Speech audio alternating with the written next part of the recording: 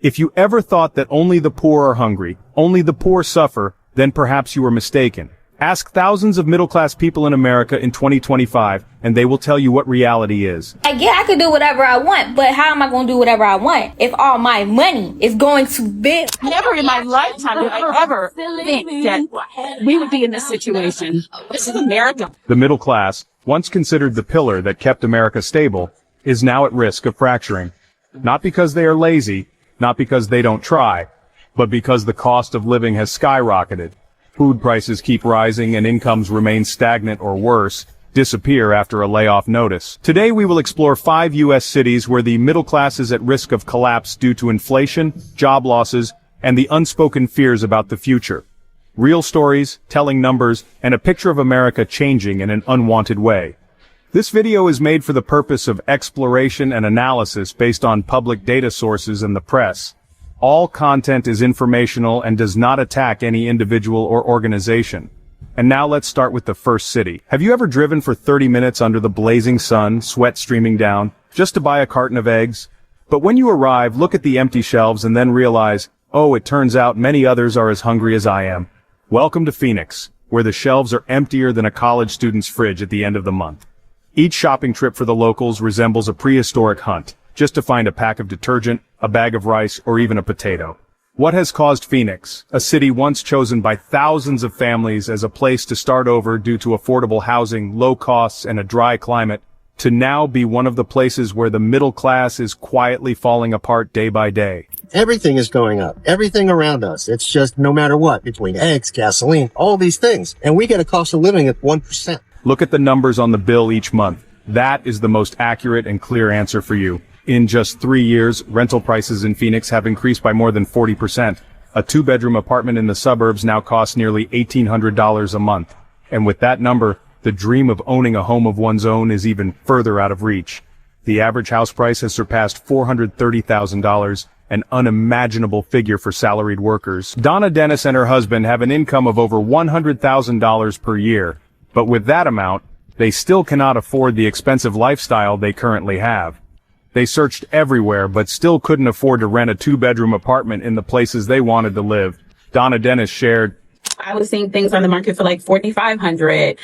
If I wanted to stay even in Bed-Stuy. I mean, this is not Midtown that we're talking about, right? Like I'm talking about Central Brooklyn. A 51-year-old woman, an accountant for a small law office in the Tempe area, shared, my salary is still the same as in 2019, but the rent has nearly doubled.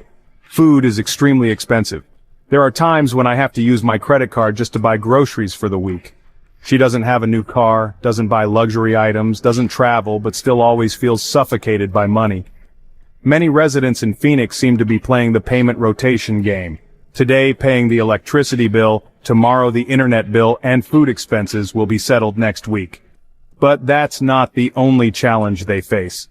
At Fry's and Walmart supermarkets, people are starting to see unusually empty shelves, from milk, eggs, and noodles to toilet paper.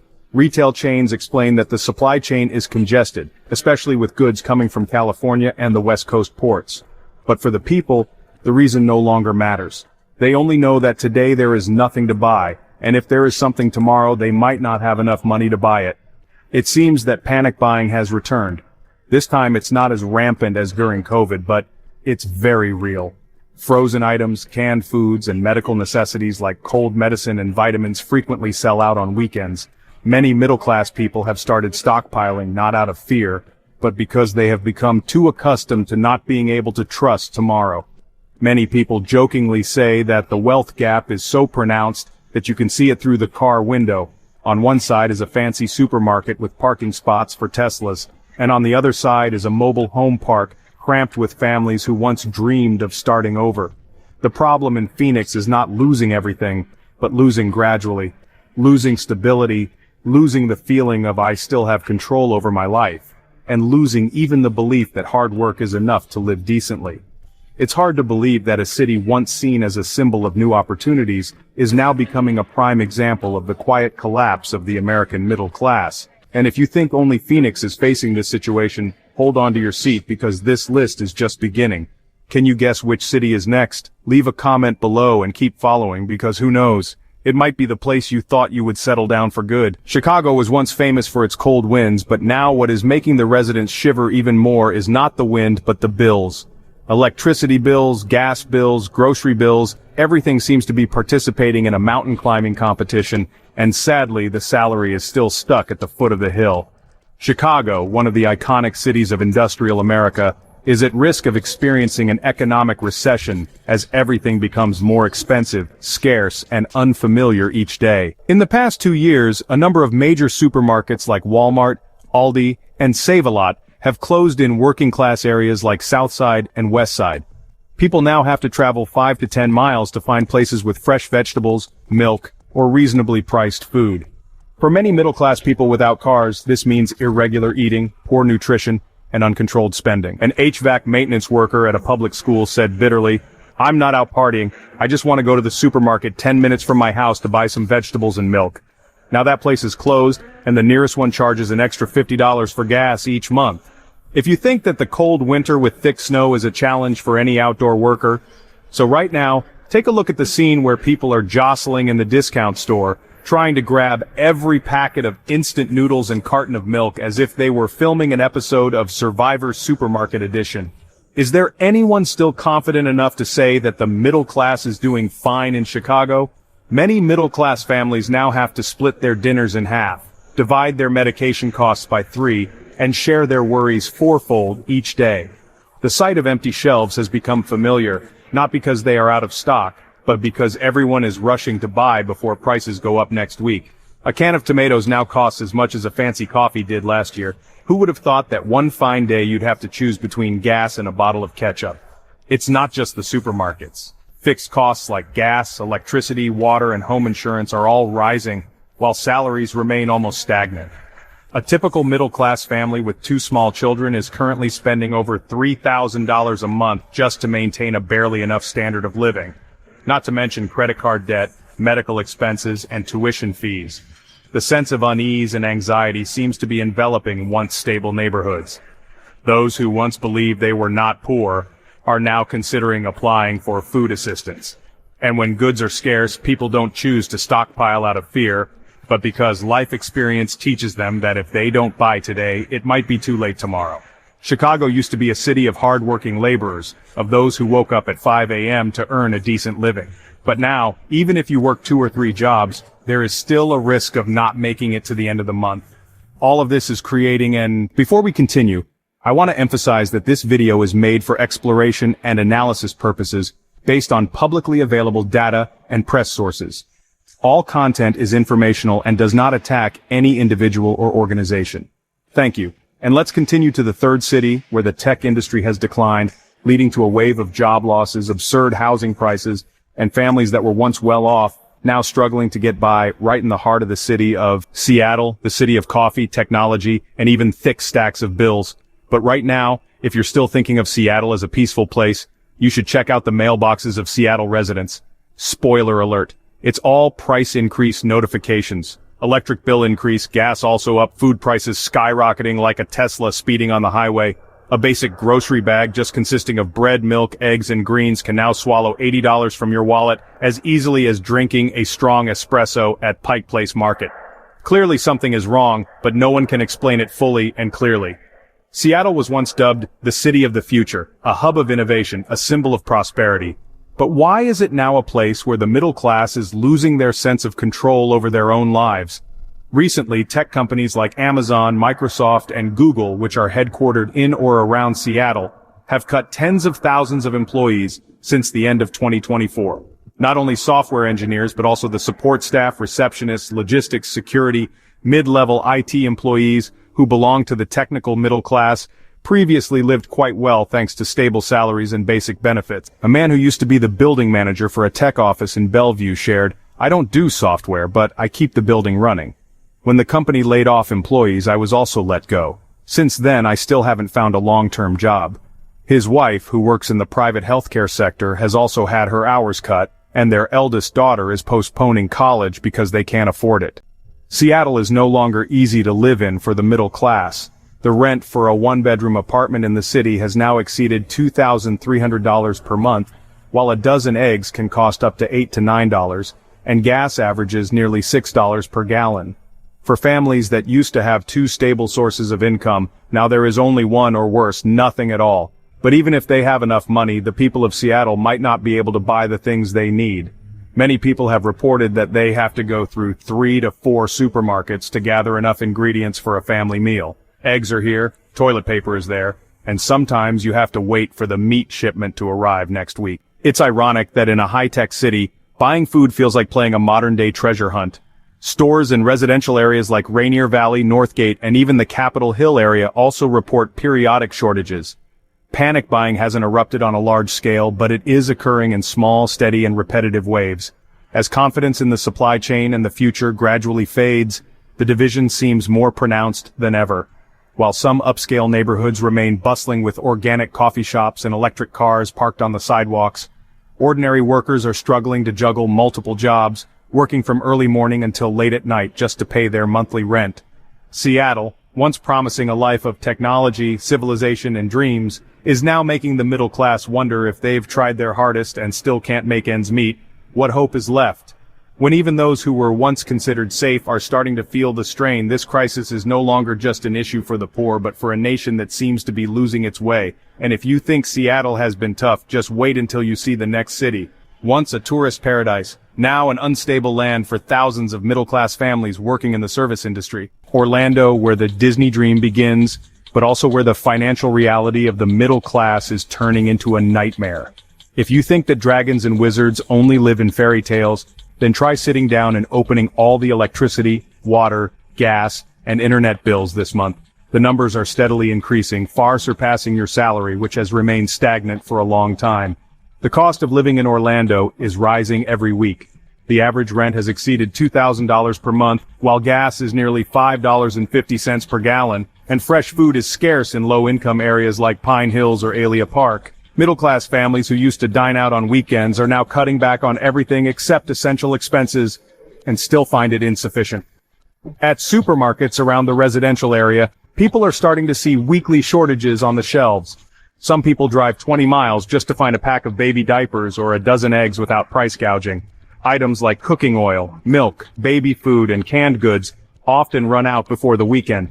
Panic buying is no longer unusual. It has become a survival instinct. Although tourism is still there, amusement parks like Disney World and Universal Studios are still lit up, but the number of visitors has decreased.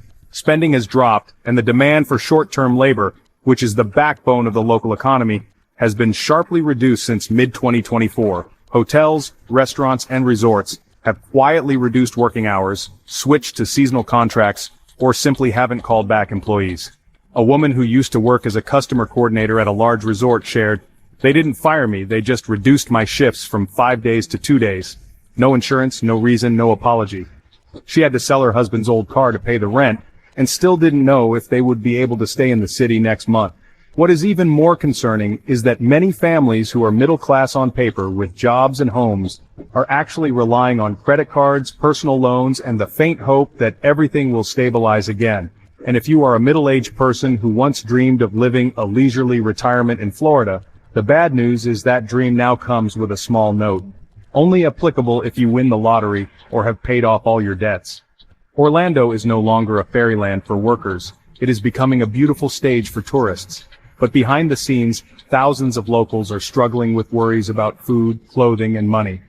So what's the next city on the list? Have you ever thought that a city famous for the automotive industry would have empty shelves and rent prices that are suffocating? Keep watching to find out, and don't forget to share and subscribe to the channel if you feel like you're also stuck in this big. Denver, where the mountains are majestic, the air is fresh, and the prices are so high that you'd want to move into a tent, not because they love nature, but because they can't afford rent. Once considered an ideal destination for middle-class people wanting to live slowly and enjoy life by the Rocky Mountain range, Denver is now a place where residents have to decide whether to buy gas or milk first, because both are racing to increase their prices. With the rapid population growth, mostly due to immigrants from California, Texas, and other expensive states, rental prices in Denver have increased by more than 35% in less than 3 years. A 2-bedroom apartment in the average area now costs nearly $2,400 per month. Meanwhile, the prices of gas, food, and utilities have all risen above the national average. A construction engineer working in Aurora said, "I have a college degree, over 20 years of experience and no debts, yet now I have to take on a part-time job at Home Depot just to pay the rent and bills. This is something I never imagined would happen. The increase in costs does not come with opportunities. The construction industry is slowing down due to rising material costs, the logistics industry is contracting due to broken supply chains, and small businesses are also being squeezed by taxes, insurance costs, and a decline in purchasing power. The shortage situation in Denver is not severe, but it is repetitive. At chains like King Soopers, Safeway, or Walmart in residential areas, items such as eggs, milk, flour, and baby food frequently run out on weekends. People are starting to buy ahead, not to stock up, but to avoid the worry of coming back and finding empty shelves. Not only are prices skyrocketing, but the working class seems to be being pushed to the margins, while the rich continue to buy million-dollar homes and order organic food through apps. The middle-income earners are struggling to live in old apartments where you hear the sound of snow plows clearing the streets and worry about a rent increase next month. The wealth inequality in Denver is so pronounced that you can tell who the longtime residents are and who the new tech workers are just by looking at the type of coffee they hold in their hands. On one side there's brewed coffee, on the other, unpaid bills. Notably, the community support system that has been highly regarded in Colorado is also overwhelmed. Food banks and nonprofit organizations in Denver report that the demand for assistance has doubled since the beginning of 2024. Those who used to donate are now the ones waiting in line. Denver, a city once symbolizing the balance between nature and quality of life, is now forcing the middle class to choose between staying and enduring or leaving and starting over from scratch. And if even those with education, clear careers, living in a livable city can no longer make ends meet, then perhaps America needs to reconsider the definition of stability. If you think only 5 cities are facing the price storm, empty shelves, and bills piling up like mountains, then unfortunately, the reality is even worse. This situation is not an exception, it is becoming the new standard. Portland, Oregon, once dubbed the hipster paradise, is now facing a paradise without goods. Small stores are closing, supermarket chains are running out of everything, and people are starting to joke that buying toilet paper is harder than finding a job. Atlanta, Georgia, a city once vibrant with youthful energy, now witnessing thousands of workers losing their jobs due to cutbacks in logistics, retail, and restaurant companies. Salaries aren't increasing, but bills are increasing with affection, a little bit each month, consistently like clockwork. San Diego, California, where the sun shines year-round, but the faces of the people are increasingly showing signs of worry. Here, renting a one-bedroom apartment can consume more than half of your income. What about grocery shopping? Some people share that they have to weigh the choice between buying salmon or buying gas to drive to work. And many more places, from small towns in the Midwest to large coastal urban areas, people are tightening their belts not because they want to save money, but because they have no other choice. 5 cities, 5 stories, but they all have one thing in common. The crisis is not loud, not alarming, but very real. The middle class, once considered the foundation of the economy, is now on the brink of collapse. From Phoenix to Denver, from Seattle to Chicago, we have seen what is happening. Prices are skyrocketing, jobs are disappearing, and people's trust is beginning to crack. Those who have worked hard their entire lives now don't know what to do when they can't afford food, can't afford rent, and no longer have a support system when needed. So, the question arises, if the middle class, the group that once upheld the foundation of the American economy, is being pushed into this situation, what will the rest of the people have to face? Are you living in a city like that? Have you ever had to drive 20 miles just to find a supermarket with stock?